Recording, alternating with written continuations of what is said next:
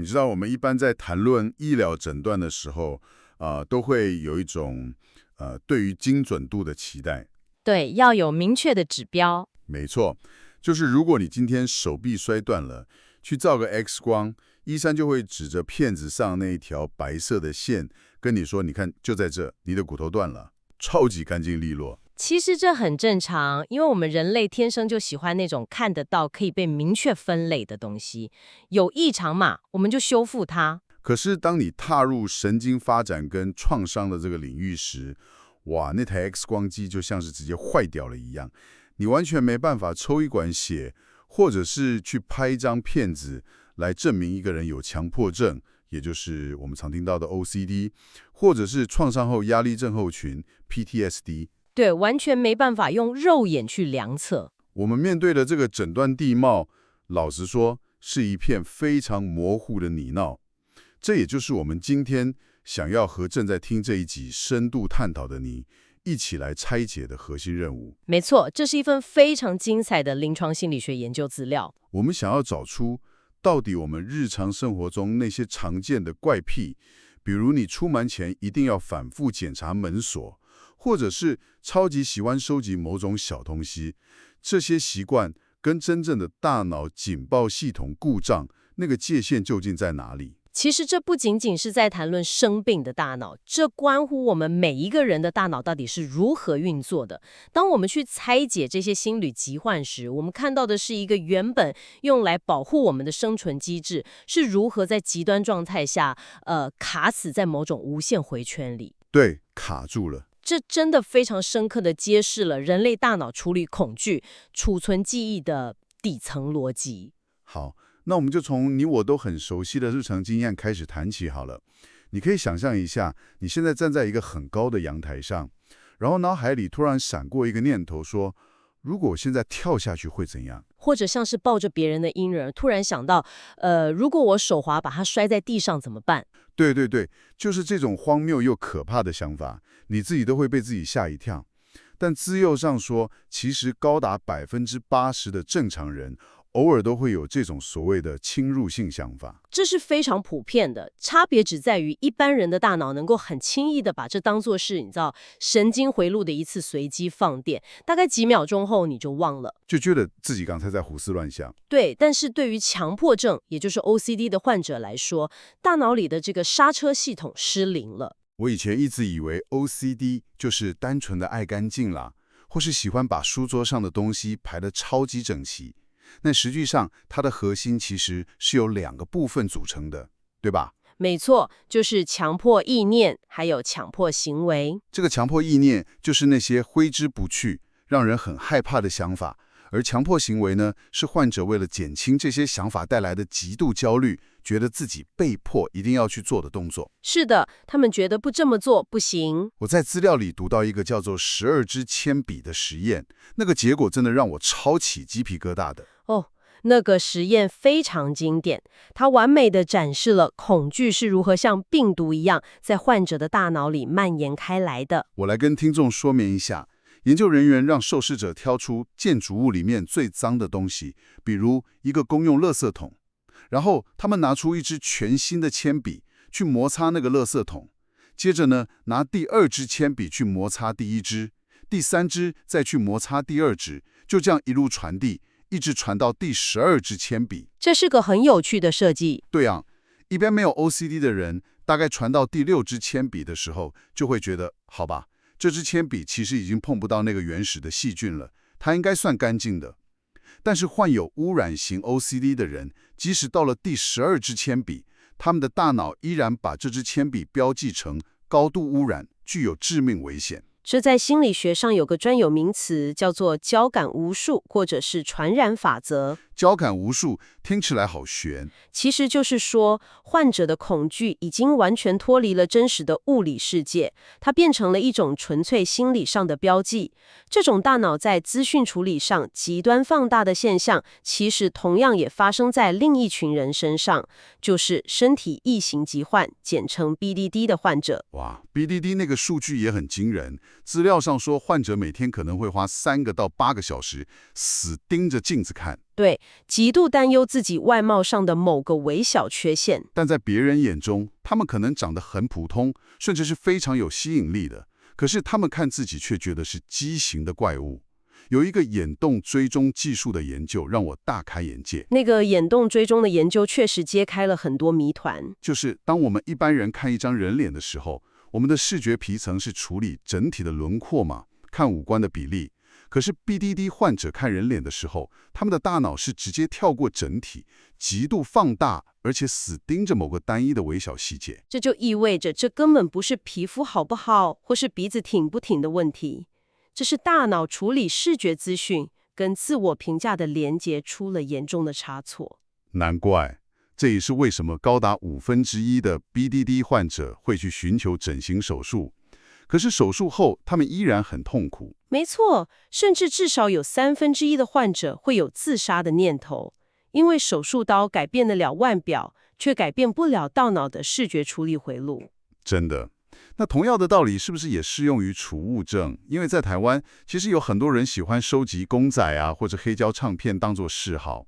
收集嗜好跟储物症完全是两回事。对，储物症的患者对物品有着极度深刻的情感依附。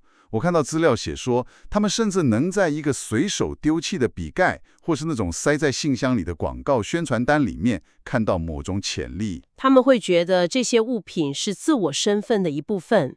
如果你强迫他们丢掉那个破掉的笔盖，他们会觉得像是在割掉自己身上的一块肉一样痛苦。而且麻烦的是，许多储物症患者缺乏病识感，就是不知道自己生病了。对，他们不觉得这有什么问题，直到家里堆满了杂物，甚至连床都睡不了，才会被发现。好，让我们来拆解一下这个概念。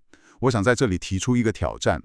我们在生活中常听朋友说，哎呀，我有强迫性购物，或者说压力大的时候会强迫性进食。这听起来不都是控制不住自己去做某件事吗？这跟 OCD 患者洗手洗到破皮，本质上到底有什么不同？听起来像是在抓痒。这个问题非常好。这是一个极度重要的临床区分。我们说的普通的强迫购物或进食，它背后的核心驱动力其实是奖赏回路。奖赏，所以是觉得爽。没错，你在刷卡买包包或是吃下那口巧克力蛋糕的当下，你的大脑会分泌多巴胺，你是感到愉悦的。虽然事后可能会觉得很有罪恶感，但当下是爽快的。了解。那 OCD 呢？ OCD 完全相反。患者洗手洗到破皮，绝对不是因为洗手很可乐，是因为他们深信，如果不洗这个手，家人就会死掉，或是自己会感染绝症。哇，所以他们是被极端的恐惧追着跑。对，他们是在逃避灾难，而不是在追求快乐。这是完全不同的大脑机制。最有趣的地方来了，这完全是大脑的警报系统被卡死了嘛？可是为什么会卡死？总不能只跟他们说一句，哎呀，你想开一点啦，这样根本没用吧？当然没用。如果我们把镜头拉近到神经生物学的层面，看看大脑到底发生了什么事。当我们透过功能性磁振造影，也就是 fMRI 去观察这些患者的大脑时，会发现一个共同的异常区块。这个区块叫做额叶纹状体回路，对吧？是的。为了让听众更容易理解，你可以把这个回路想象成汽车的油门与刹车系统。这里面包含了一个叫做眼眶前额皮层的部分，简称 OFC， 它是大脑的威胁侦测器，就是油门或者是警报器。对，然后还有一个叫做尾状核的地方，它负责执行自动化的习惯动作。你可以把它当作刹车。所以一般正常情况下，当我锁好家里的门，这个 OFC 就会发出安全了的讯号，然后尾状核就会接收到指令，踩下刹车，让我能转身离开去上班。完全正确。但在 OCD 或 BDD 患者的大脑里，这个 OFC 持续处于过度活跃的状态，它不断地发出有危险、有危险的假警报。所以刹车皮被磨平了。没错，尾状核的刹车皮磨平了，根本无法阻止焦虑的行为一直发生。我看到资料里有个叫做电机与脚踏板的行为实验，这个实验把这个刹车失灵的机制具象化了，超生动的。那个实验非常聪明。研究人员让受试者看荧幕上的特定形状，只要看到某个形状就会被轻微电击，但只要你踩下脚踏板就可以避免被电。结果，正常人和 OCD 患者都很快就学会了踩踏板来保护自己。真正的关键在实验的第2阶段。对，研究人员居然当着所有受试者的面，直接把那台电击器的电线给拔掉了，也就是说，威胁100%解除了。一般人看到线都被拔了，自然就不会再去踩那个踏板了。可是，许多 OCD 患者看到荧幕上出现那个形状时，居然还是会忍不住去踩踏板。也就是说，原本有用的防御反应，现在变成了一个完全无法克服的习惯。即使理智上明明看到线已经拔了，但大脑的警报器还在狂响。这在科学上叫做恐惧制约无法消退。不过，除了神经线路的异常之外，认知心理学还发现了另一个推波助澜的帮凶。这个帮凶叫做思想行为融合，对吧？没错，这指的是患者在潜意识里认为，想一件坏事，在道德上或是现实物理上，就等同于真的做了这件坏事。所以，当脑中闪过那个把婴儿摔到地上的想法时，他们会产生一种就像是真的把婴儿摔死了一样的巨大罪恶感。是的，然后他们就会拼命地想要把这个想法压抑下去。这就引出了心理学上非常经典的白熊实验。越压抑就反弹得越厉害。各位听众一定也有过越不想某件事，却越忘不掉的经验。没错，如果你告诉一个人，接下来5分钟你什么都可以想，就是绝对不要想一只白熊。结果对方的脑海里绝对会塞满白熊，大脑的陷阱就在这里。所以问题根本不在于那些侵入型的想法本身，因为我们刚说了，正常人也会有。问题在于患者对这些想法的过度关注与拼命压抑。这里令人着迷的是，如果我们从演化生物学的角度来看，这一切其实是有道理的。怎么说？你想象一下，在远古的狩猎采集社会，如果你的部落里有一个人，他的 OFC 特别敏感，总是极度焦虑，每天反复检查野火有没有熄灭，有没有剑齿虎靠近。哇，这种神经质对整个部落的生存其实是非常有利的耶。对，他是部落的守护者。但现在这种机制，在已经没有剑齿虎的现代情境下暴走，曾经的生存优势就变成了无尽的折磨。所以，当我们的大脑把想法和现实的危险画上等号时，理智根本起不了作用。不过，刚刚我们谈的都是大脑内部产生的警报回圈。是的，内在的焦虑。但如果这个恐惧不是来自内部的想象呢？如果威胁是来自外部真实发生的极端恐怖事件，我们的大脑又会发生什么事？就把我们带到了另一个沉重的话题——创伤后压力症候群，也就是 PTSD。说到 PTSD， 它在精神疾病诊断与统计手册，也就是 DSM 里面是非常特别的存在，因为它是极少数明确以外部原因为 focus 的诊断。大部分的疾病我们通常只看症状嘛，但 PTSD 的前提是你必须真的经历过死亡威胁、重伤或是性暴力。没错，这不是大脑凭空想象的。资料里的数据真的很惊人，男性的 PTSD 多半来自战场上的军事创伤，而女性呢，高比例是来自强暴。二战时期有一份军医记录指出，经历60天持续战斗的士兵中，有高达98%的人会出现精神崩溃的症状。是在长期极端压力下，几乎是不可能全身而退。因为这根本不是什么你心理够不够强大，或是抗压力好不好的问题，这是大脑的硬体结构被实质改写了。神经科学发现 ，PTSD 患者大脑中的海马回体积往往会变得比较小，活化程度也比较低。海马回，这不就是我们大脑里负责记忆的空间与时间背景的地方吗？就像是时间戳记机或是 GPS 定位系统。没错，这个比喻很精准。当你回忆10年前的毕业典礼时，海马回会告诉大脑说，这是一段过去的记忆，它发生在很久以前的另一个地方。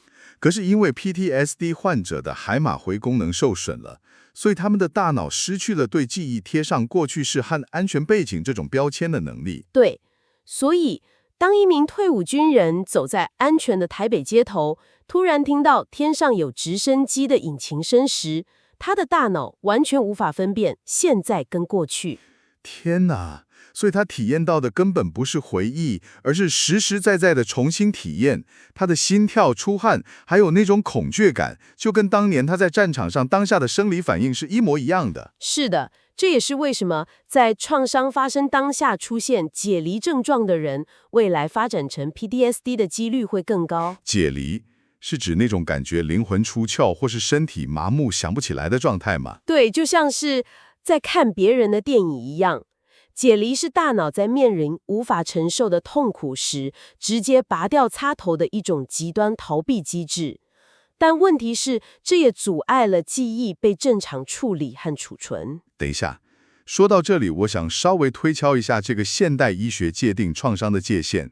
资料上提到一个叫做 ASD， 也就是急性压力症候群的诊断，它的判定期间是在创伤发生后的3天到1个月之内。是的，这是一个早期的诊断标准。但你不觉得这有点奇怪吗？如果今天一个人刚经历了严重的车祸或是被强暴，接下来的几个礼拜他严重失眠、做噩梦，对周遭极度焦虑，这难道不是一个人类面对毁灭性打击时非常正常且理所当然的反应吗？这确实是一个很大的争议。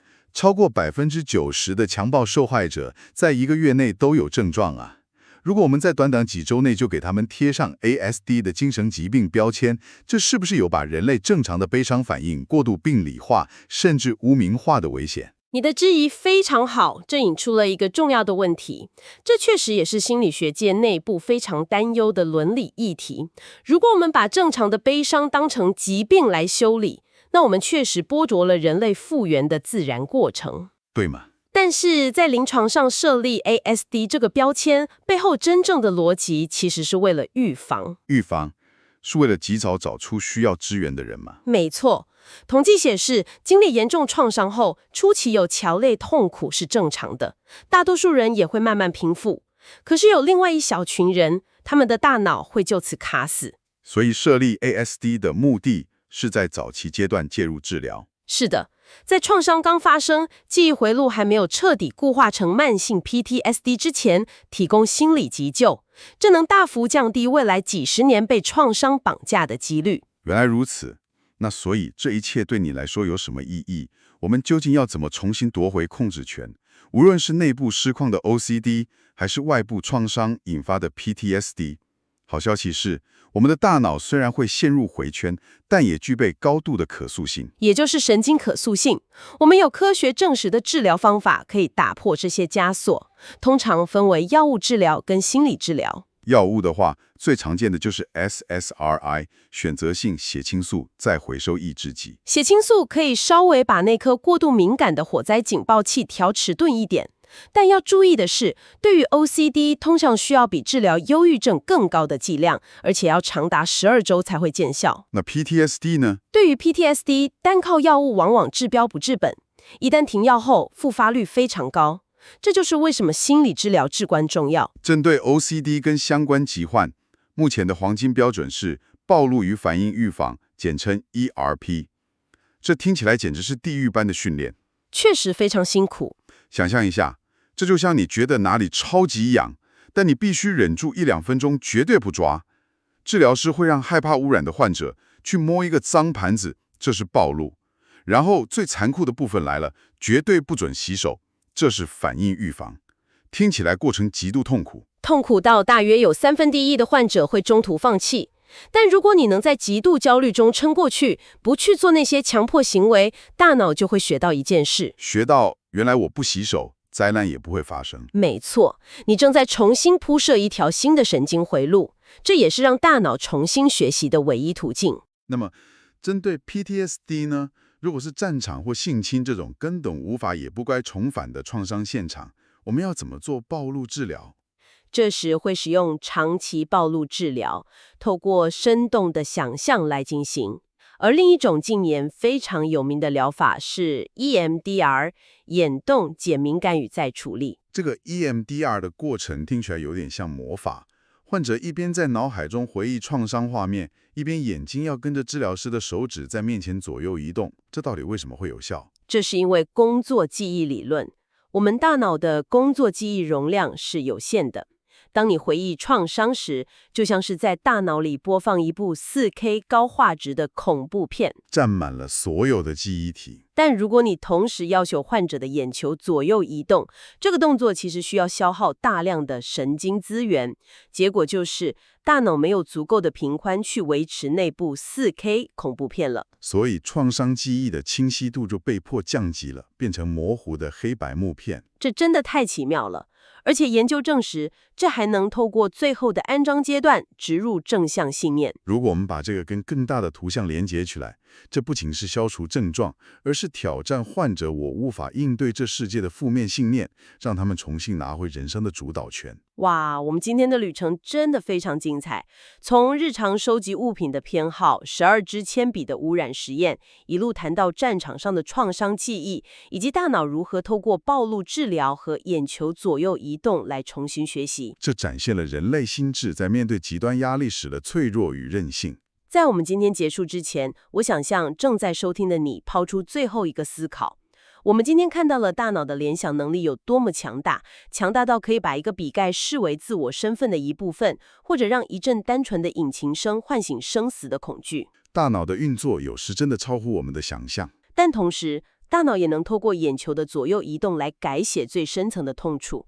这不仅让我们反思，我们每天认为绝对真实的现实、恐惧与信念，到底有多少只是大脑里的化学反应与旧有线路？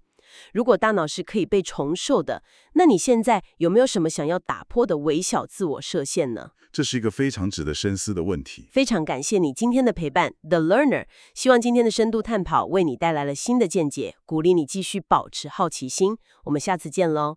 下次见。